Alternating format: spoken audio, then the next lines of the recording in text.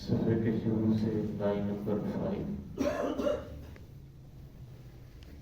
سورۃ انفال کی آیت نمبر 48 سے اعوذ باللہ من الشیطان الرجیم بسم اللہ الرحمن الرحیم اذ یقول المنافقون والذین فی قلوبہم مرض غر هؤلاء دینہم ومن يتوكل على الله فإن الله عزيز حكيم ولو ترى إذ يتوفى الذين كفروا الملائكة يضربون وجوههم وأدبارهم وذوقوا عذاب الحريق ذلك بما قدمت أيديكم وأن الله ليس بظلام للعبيد.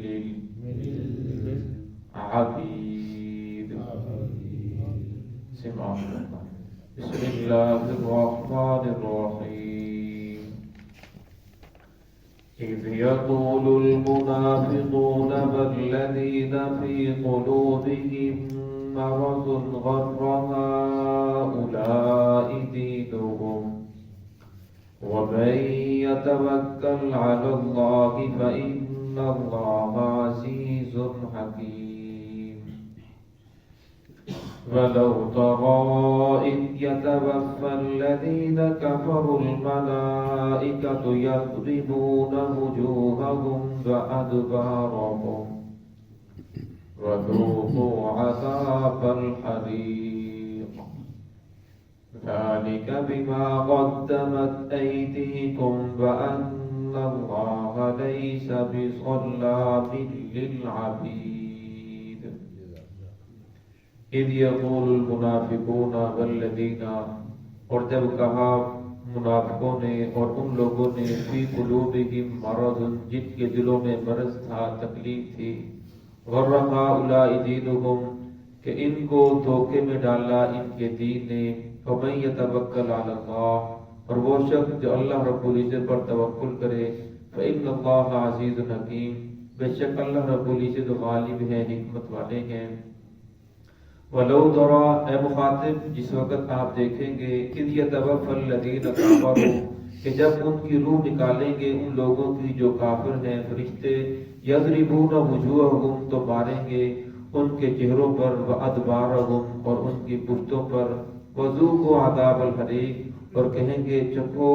آگ کا عذاب، جلانے والا عذاب. ذَلِكَ بِمَا قَدَّمَتْ أَيْدِيكُمْ، یہ اس وجہ سے کہ جو تمہارے ہاتھوں نے آگے بھیجا، وَأَنَّ اللَّهَ لَيْسَ بِظَلَّامٍ لِلْعَبِيدِ، اور بے شک اللہ رب العزت اپنے بندوں پر ظلم کرنے والے نہیں ہیں.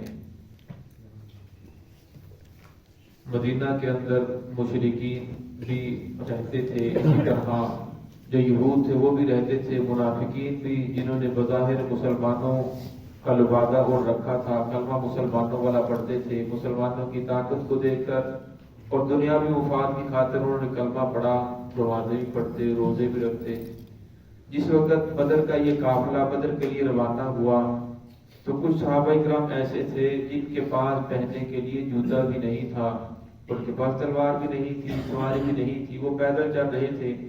اور کچھ ایسے تھے جن کے پاس جوتا تو تھا لیکن سر پہ کپڑا نہیں ہے، کپڑا بہت کم ہے، اور سواریاں بھی نہیں ہیں، پیدل چل رہی ہیں۔ اور کچھ کے پاس سواریاں تھیں۔ اور جس وقت یہ مدینہ سے روانہ ہوئے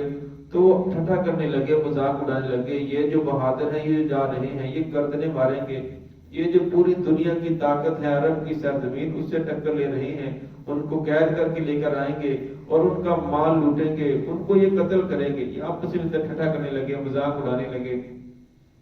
تو صحابہ کرام جو تھے انہوں نے کسی بات کی طرف توجہ نہیں دی اور وہ چلتے رہے۔ تو اللہ رب العزت نے اس آیت کے اندر ان کا جواب دیا،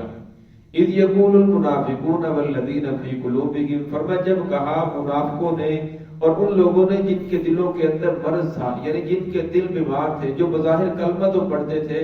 اپنے آپ کو مسلمان تو کہتے تھے، لیکن ان کا دل بیمار تھا، دل کے اندر اللہ کی ذات کے اوپر یقین نہیں تھا۔ واقع سے کہنے لگے غرہؤلاء دینہم، ان کو ان کے دین نے دھوکے کے اندر ڈالا، ان کا دین کہہ رہا کہ اللہ تمہارے ساتھ ہے، اور آگے ساری دنیا، سارے عرب کی طاقت اور سارے جنگجو اور جن کے پاس مال و اسباب موجود ہیں، ہتھیار موجود ہیں، ان کے پاس تو ہتھیار بھی موجود نہیں، کھانے کے لیے ان کے پاس خوراک نہیں ہے، اور ان کے پاس پہننے کے لیے وافر کپڑا نہیں ہے، سواریاں ان کے پاس نہیں ہے، تلواریں ان کے پاس نہیں ہے۔ حالانکہ عرب کا وہ زمانہ تھا کہ جس طرح ہمارے ہاں لاٹھی ہاتھ میں رکھتے ہیں اس طرح ہر آدمی کے پاس یہ تلوار ہوتی تھی، لیکن مفلسی اتنی زیادہ تھی، غربت اتنی زیادہ تھی کہ مسلمانوں کے پاس صرف 8 تلواریں تھیں جس کے ساتھ جنگ کرنے کے لیے جا رہے تھے۔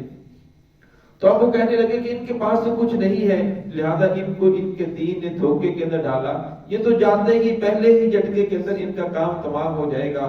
لیکن اللہ رب العزت یتوکل علی اللہ، انہیں یہ معلوم نہیں تھا کہ انہوں نے اللہ رب العزت کی ذات کے اوپر بھروسہ کر رکھا ہے، اور جو بھی اللہ کی ذات کے اوپر بھروسہ کر لے فإن اللہ عزیز حکیم، اللہ غالب ہے اور حکمت والا ہے۔ فرمایا انسان کو جو بھی کام ہو، دنیا میں کام ہو، جس کے اندر بھی فرمایا انسان کو پورے اسباب اختیار کرنے چاہیے، اسباب اختیار کرنے کے بعد پھر اللہ رب العزت کی ذات کے اوپر اس کا نتیجہ چھوڑ دے کہ یا اللہ اب اس کے اندر نتائج تو نے پیسہ کرنے، یہ آپ کا کام ہے۔ اور فرمایا جب انسان اسباب پورے اختیار کرتا ہے، اب آپ صلی اللہ علیہ وسلم نے پورے اسباب اختیار کیے، جتنی آپ کے پاس صحابہ کرام تھے جو جنگ کرنے والے تھے ان کو لے کر چل پڑے، اور بقیہ مدینہ کے اندر جو تھے وہ بوڑھے تھے، لاچار تھے، نادار تھے، عورتیں بچے تھی، جنگ کرنے والا کوئی موجود نہیں تھا، یا منافقین تھے، ان کو لے کر چل پڑے۔ اور پھر آپ صلی اللہ علیہ وسلم نے چلتے ہوئے یہ دعا کی کہ الہ العالمین یہ بھوکے ہیں، ان کو کھانا کھلا، ان کو سیر کر دے، یا اللہ یہ ننگے ہیں ان کو کپڑے پہنا، یا اللہ ان کے پاس سواریاں نہیں ہیں ان کو سواریاں مہیا کرنا تیرا کام ہے، یا اللہ یہ جو مٹھی بھر مسلمان ہیں جو میں لے کر چلا ہوں یہ میری 13 سال کی جمع پونجی ہے، اور اگر یہ بھی ختم ہو گئے میری 15 سال کی محنت، اور میں اگر یہ چلے گئے تو فرمایا پھر دنیا کے اوپر قیامت تک آپ کا کوئی صحیح نام لینے والا نہیں ہوگا۔ تو اصل نے دعا فرمائی اور پھر چل پڑے۔ پھر اللہ رب العزت نے جب مسلمانوں کی مدد کی تو فرمایا پھر کفار جو تھے ہاتھوں کے اندر انگلیاں ڈال کر دیکھنے لگے کہ ایسا بھی ہو سکتا ہے۔ اللہ نے شاہ فرمایا اصل بات یہ ہے وَمَن يَتَوَكَّلْ عَلَى اللَّهِ، جو بھی اللہ کی ذات کے اوپر بھروسہ کر لیتا ہے تو اللہ غالب ہے، حکمت والا ہے۔ پھر اللہ رب العزت اس کے لیے انہی اسباب کے اندر جو اس نے اسباب اختیار کیے ہیں، اللہ رب العزت اس کے اندر برکت پیدا فرما دیتے ہیں۔ مفتی تقی عثمانی صاحب رحمۃ اللہ علیہ اپنے ایک بیان میں فرما رہے تھے، فرمایا کہ پورے دین کا خلاصہ یہ ہے کہ اللہ رب دو چیزوں کے اندر بیان فرمایا، پورے دین کا خلاصہ 2 چیزوں کے اندر فرمایا اللہ رب العزت نے انسان کو جتنی نعمتیں دی ہیں اس کے اوپر انسان اللہ کی ذات کا شکر ادا کرنا شروع کر دے تو قرآن پاک کی آیت ہے لئن شکرتم لازیدنکم، تم شکر کرو گے تو میں تمہاری نعمتوں کو بڑھاؤں گا۔ اور میں جو انسان کے پاس نہیں ہے، جس چیز کی ضرورت ہے وہ اللہ سے مانگنا شروع کر دے۔ فرمایا یہ پورے دین کا خلاصہ ہے کہ یہ 2 کام کے اوپر انسان آ جائے تو وہ پورے دین کے اوپر عمل کرنے والا ہے۔ تو یہاں بھی فرمایا کہ انسان جب اسباب اختیار کرے پھر اس کے بعد سارے اسباب اختیار کرنے کے بعد پھر اللہ کی ذات سے دعا مانگے کہ یا اللہ جو میرے بس کے اندر تھا میں نے اختیار کیا ہے، اب میرے اوپر جو قرضہ ہے یہ تو نے ختم کرنا ہے، اب میرے جو ضروریات ہیں یہ آپ نے پوری کرنی ہے۔ فرمایا جب انسان اللہ کی ذات سے دعا کرتا ہے پھر اللہ رب العزت اپنے خزانہ غیب سے اس کی مدد فرماتے ہیں اور تمام کی پریشانیاں حل ہو جاتی ہیں۔ آگے فرمایا وَلَوْ تَرَىٰ إِذْ يَتَوَفَّى الَّذِينَ، فرمایا مخاطب جب آپ دیکھیں گے ان کو کہ فرشتے ان کی روح قبض کر رہے ہوں گے، ان کی جان نکال رہے ہوں گے، ان لوگوں کی جو کافر ہیں، یضربون وجوہہم، فرشتے ان کے چہروں کے اوپر مارتے ہیں، وادبارہم، اور ان کی پشتوں کے اوپر مارتے ہیں۔ قرآن پاک میں دوسری جگہ ارشاد فرمایا وَلَهُمْ مَقَامِعُ مِنْ حَدِيدٍ، لوہے کے ہتھوڑوں کے ساتھ ان کو مارا جاتا ہے جس وقت روح قبض کی جاتی ہے۔ ڈاکٹر وہاں موجود ہیں، حکیم موجود ہیں، گھر کے افراد سارے موجود ہیں، لیکن کسی کو کچھ پتہ نہیں کہ مرنے والے کے ساتھ کیا سلوک ہو رہا ہے، اس کے ساتھ سوال و جوابات ہو رہی ہیں، اس کے ساتھ گفتگو ہو رہی ہے۔ اللہ رب العزت نے ان چیزوں کو غیب کے اندر رکھا ہے اور اسی کے اوپر ایمان لے کر نا، ایمان بالغیب ہے۔ اگر سب کچھ دیکھنے کے بعد انسان ایمان لے کر آئے پھر تو ایمان بالغیب نہ ہوا، فرمایا ان چیزوں کو اللہ رب الغیب کے اندر رکھا۔ رسول اللہ نے فرمایا اگر مجھے آپ پہ اس بات کا خوف نہ ہوتا کہ آپ مردوں کو دفن کرنا چھوڑ دو گے تو میں اللہ کی ذات سے دعا کرتا کہ اللہ رب العزت آپ کو عذاب قبر دکھا دے، آپ کو دکھا دے کہ مردے کے ساتھ کیا معاملہ ہوتا ہے۔ اور میں جب انسان مر جاتا ہے قبر کے اندر جاتا ہے اور میں اس کو جنت بھی سامنے ہو جاتی ہے، دوزخ بھی سامنے ہو جاتی ہے، اور میں انسان تو یہ سوچتا ہے کہ قیامت آئے گی، عیسیٰ